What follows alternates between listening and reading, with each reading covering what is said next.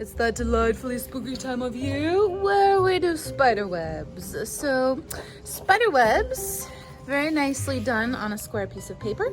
You can use white or black crayon or oil pastel.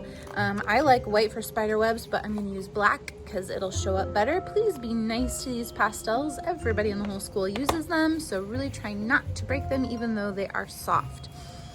Okay, what you're gonna do is make sure your name is on the back for starters, and then diagonal lines, corner to corner. It helps to look at pictures of actual spider webs first so you can observe them. I really should have had a picture here ready for you, but this will do, this will work. And then you're either gonna work in layer by layer or out layer by layer.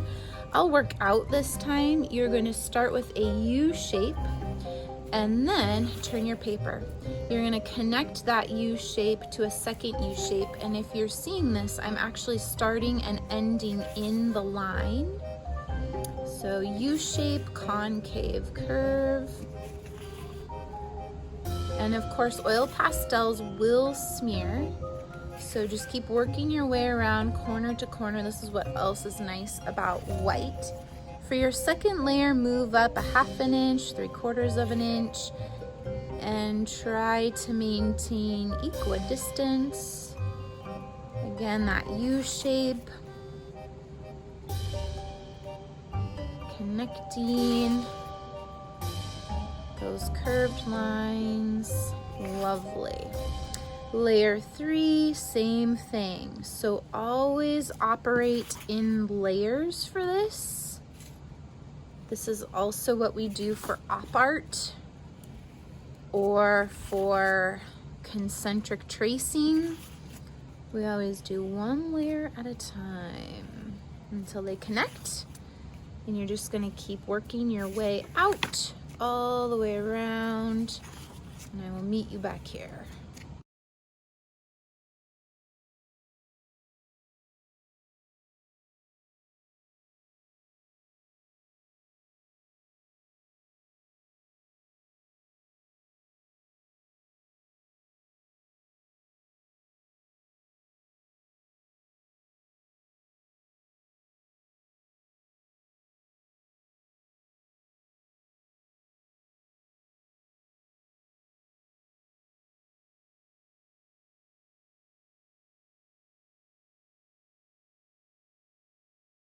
All right, great. For painting, you have a ton of options for your strategies. You could go with analogous colors. So analogous colors are neighbors on the color wheel. It doesn't have to be Halloween oriented. It could be any of your 3 favorite colors. So 3 neighbors on the color wheel, any of your choices. And let's go ahead and take a look at what that will look like. So you're gonna wanna wake up your watercolor paints with a little bit of water. You're gonna need a water cup, and I am asking for you to please only use the Crayola brushes. The reason for this is with oil pastel or crayon, we get little bits of wax in our brushes, and I just prefer to use the Crayola brushes for that application. So once your watercolor is awake, here is an example of analogous colors. So I'm gonna stay with kind of a fall theme. I'm gonna go kind of in this arena, and you can always use your lid for mixing. So a little water on my brush. And then you can have, there are kind of 2 ways to do this, and I'll demonstrate a little bit of this on the next one. You could do segment by segment, and you're gonna see right away little bits of oil pastel in there. That's totally okay. Make sure if you're using yellow to keep your yellow clean. So you could do segment by segment, or you could kind of do a watercolor vibe here that's kind of more painterly. So I'm going to do a section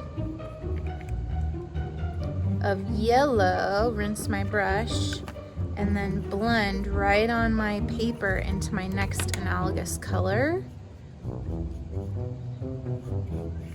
So you can use more water for a lighter value, less water for a darker value, and mix right on your paper. And actually that looks really cool. I might just stick with these 2 colors because It's a neat Halloween-y vibe. So my analogous colors would be orange, orange, yellow, and yellow. So you can kind of mix red on your paper. And again, more water equals a lighter color. Less water is a more concentrated color, like I've got going here. So don't dip your brush back in yellow. Just add more water and you'll get a lighter yellow. All right, so you want to work kind of quickly so that you're running into wet paint. This technique is wet on wet. And I'm kind of working quickly, but I'm still using really good technique with my brush, so my brush survives this process. And around the web I go. All right, so that's one strategy for you. The second strategy, and I'll show you what it looks like with white. I guess we already talked about this, but you could do any colors you wish in the segments, and the oil pastel will act as a resist. Now this is much trickier if you do white. So I'm kind of having to look here. So you could do segment by segment, and again, I'm not putting any other magenta on my brush. I'm just putting a little water. So for a lighter value, and again, no more paint, just a lighter value. Let's do this little segment. Okay, so you could go segment by segment, and for this one, it really doesn't matter. As long as your brush is clean in between, you could do a random, order, rainbow order, again, analogous or kind of Halloween themed. Just remember, if you're doing segment by segment, if you brush up against white, or excuse me, if you brush up against something that's wet, it will bleed into that section, all right? So kind of up to you what you want to do.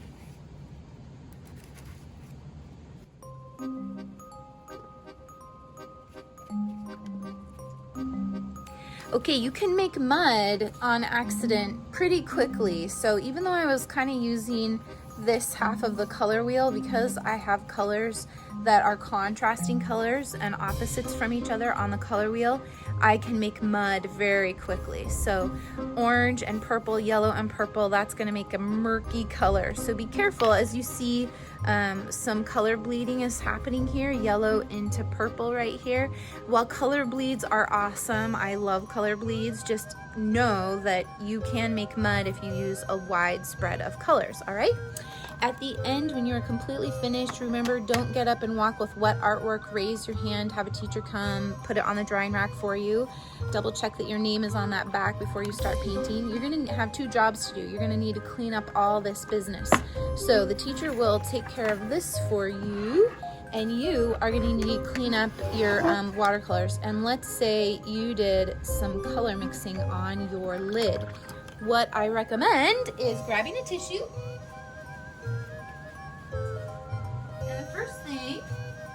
You're gonna do with your tissue is really clean up your yellow. You might even need some clean water to clean up that yellow, all right? Your yellow should look like my yellow, perfectly brand new. Then with that same tissue, and again, you can get that tissue wet, you're gonna clean up your tray so that it's ready to go for the next person, all right? Then you're either gonna come up to the water bucket, which may be on a tray up front with a rag, or you're gonna go to the sink depending on what class you're in. First, you're gonna clean your brush in the bottom of your cup, wipe it on the lip, and then clean brushing the bottom of the bucket, no splashing. Wipe it on the lip, check it on the rag, and when you check it, you shouldn't see any color, and you're being really nice, just sweeping back and forth. If it's good to go, you're gonna hang it on the drying rack. If you are in a class where you are responsible for cleaning your water cup, you're gonna go to the sink, you're gonna rinse this out, use the scrubber to just kind of get those icky oil pastel globs. You see the oil pastel floating in there? Rinse that out and refill it halfway with water and put it back in the tote. Your watercolor remains open if it's closed, it won't dry and it will run everywhere inside. So your watercolor remains open and goes on the back drying rack on the shelves to dry. You're welcome to paint as many of these as you want. You can paint some mini ones. You could do a rectangle one where the spider web is in the corner and there's a spider hanging down. The sky is the limit as far as your imagination goes. And again, feel free to use crayon if you're not into the messy oil pastel look.